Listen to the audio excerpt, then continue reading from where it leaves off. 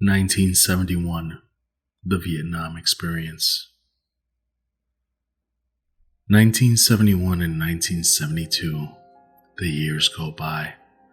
Nixon was president, The Godfather movie was released, libertarians had their first convention, and I was drafted for military service. I remember it like it was yesterday. I was 18, and I just graduated high school in May. My mother and father were there to see me released into the world of hard work and dedication. However, that was not the case, as I decided to fight for a cause and signed up for the Army in June of 1972.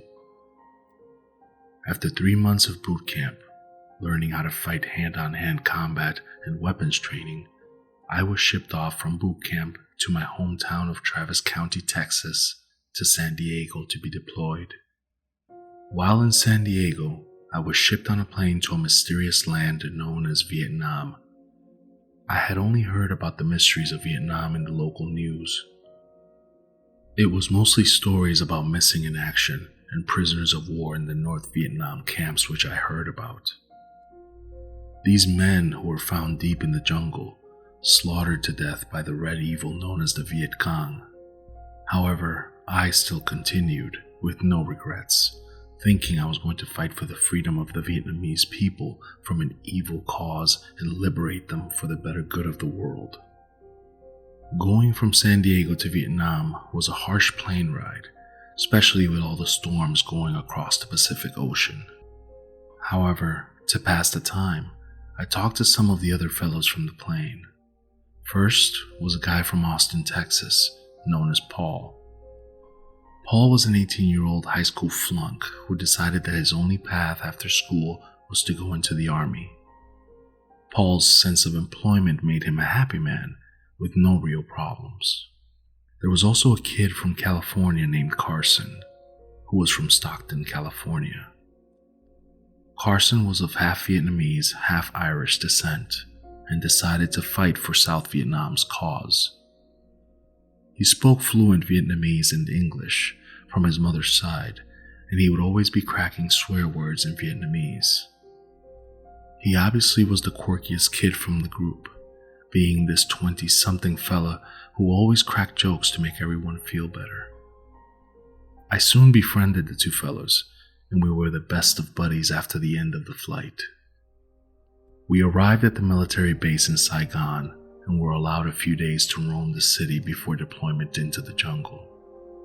While time was on my side, I ventured into the streets of Saigon. I stumbled on an old bookstore in which I took a peek inside to reveal thousands of books, mostly written in Vietnamese. The woman behind the counter looked at me and then went to the back. I decided to look at the folklore section, which was full of stories told by locals and traditions past. I then saw a book in English, which looked a little worn, and decided to take a peek. I opened up to page 1 and found the image of a frightening dragon with large red eyes. I wasn't scared, but decided to read the story anyways. It mostly talked about a dragon which roamed the jungle looking for prey unless someone had offered a sacrifice. After reading it, I thought that it was the cheesiest read I ever laid upon. However, as I turned around, the shopkeeper looked at me and said politely in English, "You better walk with both your eyes open in those trees," and then walked away. I was kind of confused, but just walked out and proceeded back to the base. After a few days in Saigon, we were given our mission, and being privates, we would be the first ones sent in to investigate the Viet Cong, and would investigate the local jungles near the border, most notably the missing prisoners within the thick jungle. Me and about 200 other men were shipped off in jeeps to the battle zone, especially the border between the North and South Vietnam. Arriving at our destination, it was a very quiet place. Nothing but the chirps of small birds in the distance. It was a large, ancient jungle which didn't seem to be of anything really. The man in charge told us to get ready and set up camp, which we promptly did. His name was Sergeant Rogers, and he was a ripped guy who had to be over 250 pounds. He walked like he had to be doing something at all times, but was not one of those yell-at-your-face fellas. Instead, he treated the men in his brigade as if he was just another soldier giving orders. After a few hours of setup, Carson, Paul, and I were sent off to investigate the thick jungle. Grabbing our guns, we quietly walked through the middle of the jungle, scouting for anything that we could see. The place was quiet, and we heard nothing but the chirping of bugs in the distance and the occasional bird. If it wasn't for the war that was going on here, this would be a beautiful vacationing spot. After a few hours of scouting and seeing nothing, we headed back to base camp, but not before Carson saw something crude in the distance. It looked like something man-made, like a big rock building of some sorts. We then approached the huge building, only to find that it was a large, abandoned temple of sorts. We approached the temple, thinking something could be in there, but only then heard footsteps of someone yelling something in Vietnamese a few hundred feet away. It was the Viet Cong. We then came back to camp and told our superiors the story of some temple in the middle of the jungle. He just laughed and said that those were old Buddhist temples which had long been forgotten. Even though our superiors didn't care, we still were deeply interested in these temples. Another day, and we were picked again to scout the jungle. This time, we decided to venture deeper into the thickness of the vines and trees. After a few miles of venturing in the jungle, we saw a camp of the Reds. It was an encampment of a few hundred men who were just a mere 100 yards from us. We just looked at them and looked at the entire encampment, not seeing any prisoners.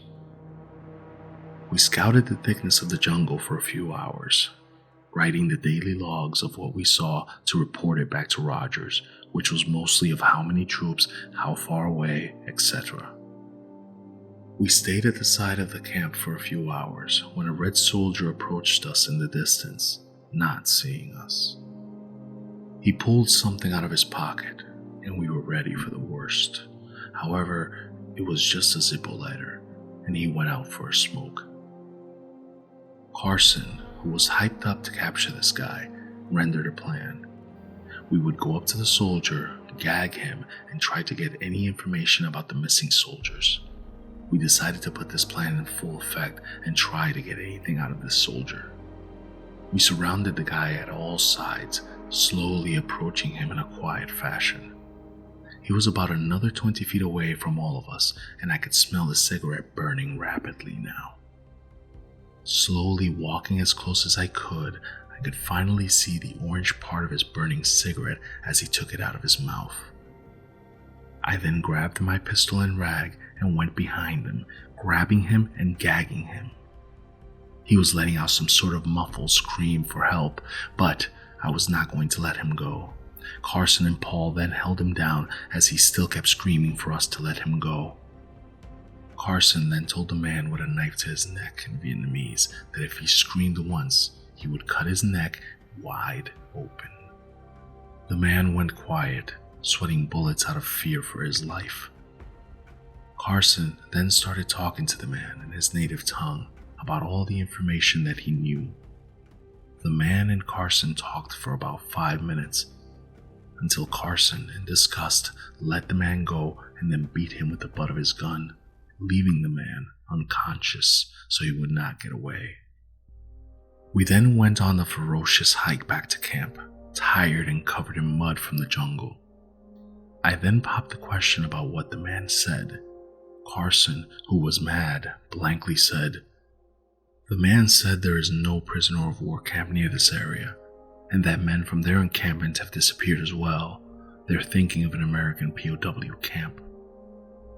I was dumbfounded, thinking that we had not had any disappearances since coming into the jungle, and we had not captured any enemies since we got here.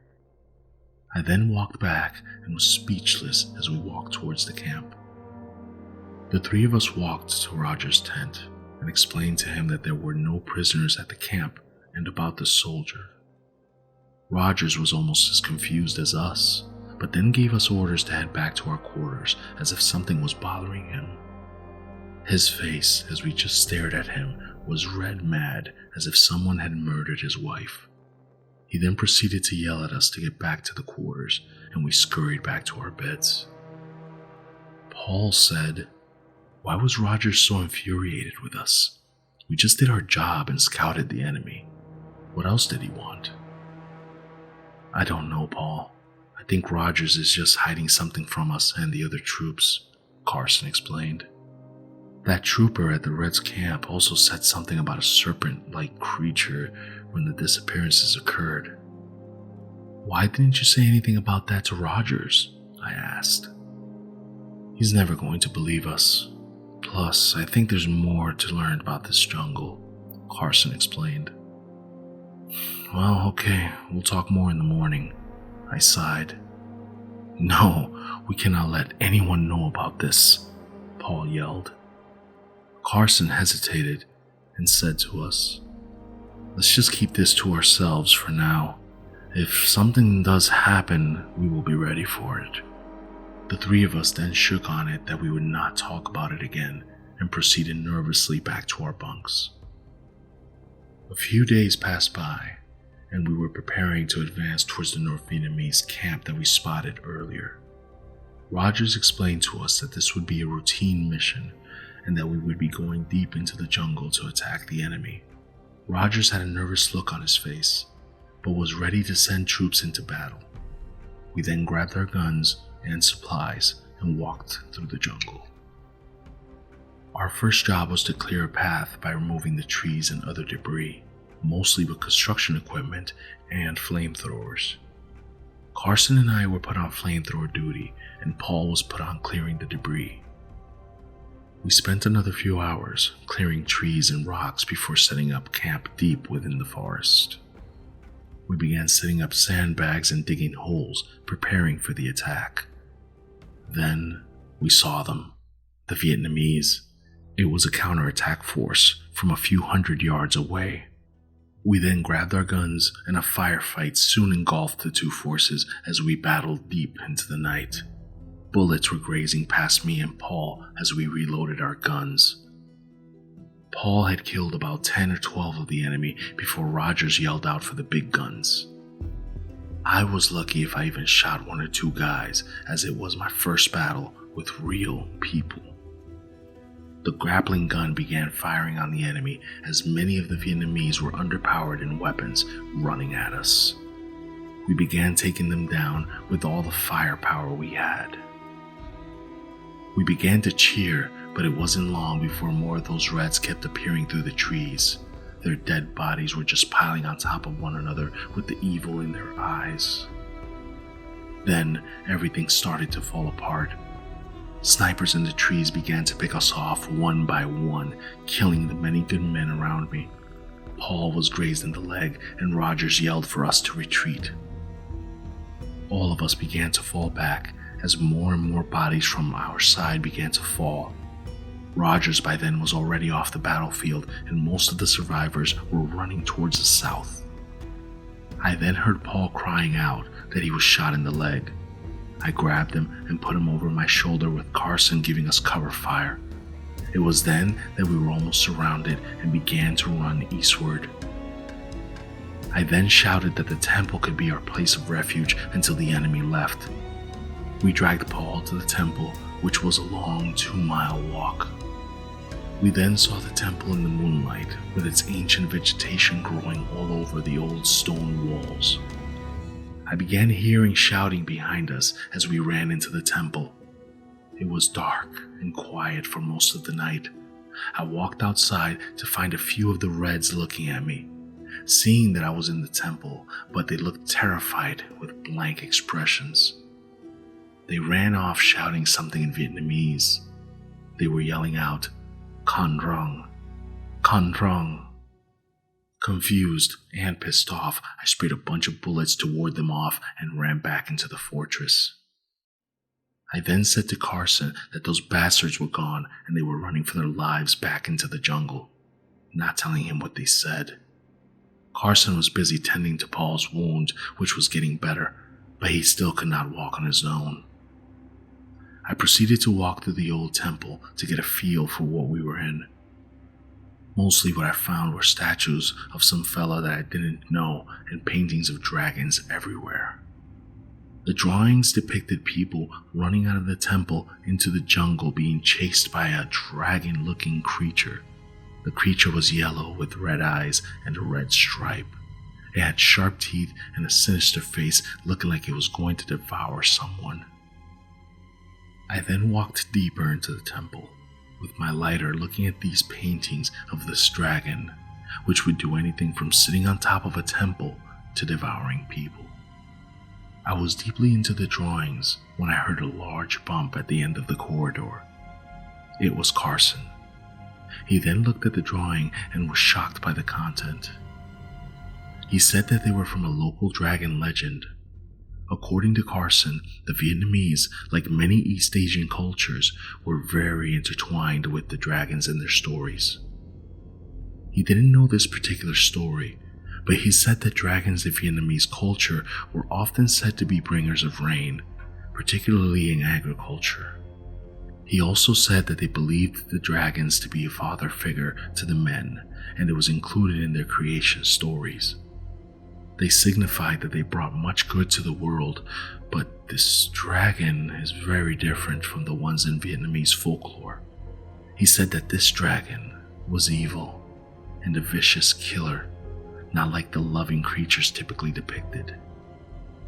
Just as he was about to explain more, we heard the screams of Paul in the distance. We ran back to Paul as he explained that something was growling at him in the distance. We looked outside to see the silhouette of something in the distance just staring at us with these big red eyes. It looked like some large bird with the body of a worm. It was growling and it had a huge snout like a lion. It was hunched over the body of a man who was screaming for his very life as this monster stared, eating him from his torso. The creature ripped flesh and tissue from the man, swallowing his intestines like spaghetti. It then turned around and growled at us from the outside of the temple and began waving its wings. It then went off. We saw its face as it tried to break into the temple to have something to eat or kill. We ran deep into the temple, into a large atrium, and stayed there for a few hours, hearing the creature's snarls and screeching. It screamed and it was banging on the walls of the temple, trying to get to us. We remained in the atrium. Hours passed and it went silent for a while. We heard the occasional bird.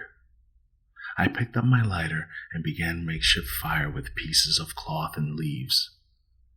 I then noticed the same silhouette of something in the background. I hopped back, thinking it was the beast, but it was the statue of the same dragon covered in gold and rubies. Carson explained, "Whoever was here didn't just fear this creature, they also worshipped it." I then walked towards the back of the atrium and noticed a room going to the back of the temple. It went to a long line of stairs, which proceeded to a room with a big opening enough to fit a dragon. Inside the room, there were drawings of dragons everywhere, and a large altar big enough for a human to be sacrificed. It was covered in dirt and leaves, but it was definitely for sacrifices, as I found plenty of daggers nearby made of gold. I then heard a hiss above me and saw the dragon coming down with its claws. It missed me, but it scratched me deep in my leg. I heard its musky breath from the other side of the cavern. It let out a roar, and I smelled the stench of rotten flesh within its grasp. I saw it was trying to grab me from the corner of the room. I then ran to the open door, back to the atrium, but not before it grabbed my leg. With its claws digging deep within my skin, I let out a shriek and then grabbed my revolver from its holster and shot it in the arm. It shrieked out and yelled, and I saw this as an opportunity to get away from there. I crawled back to the open door and escaped the beast by climbing back to the atrium where my colleagues were. We waited for daylight to come, which seemed like an eternity. Paul's bleeding was stopped, and we then picked him up and proceeded to walk out of the temple to civilization. My eyes then adjusted to the incoming daylight as we swiftly walked out of the temple towards the American camp.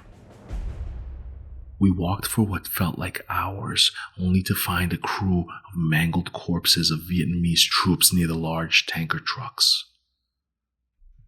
They looked like they were ripped to shreds by nothing man-made. One of the men was ripped in half at the torso and missing his lower half.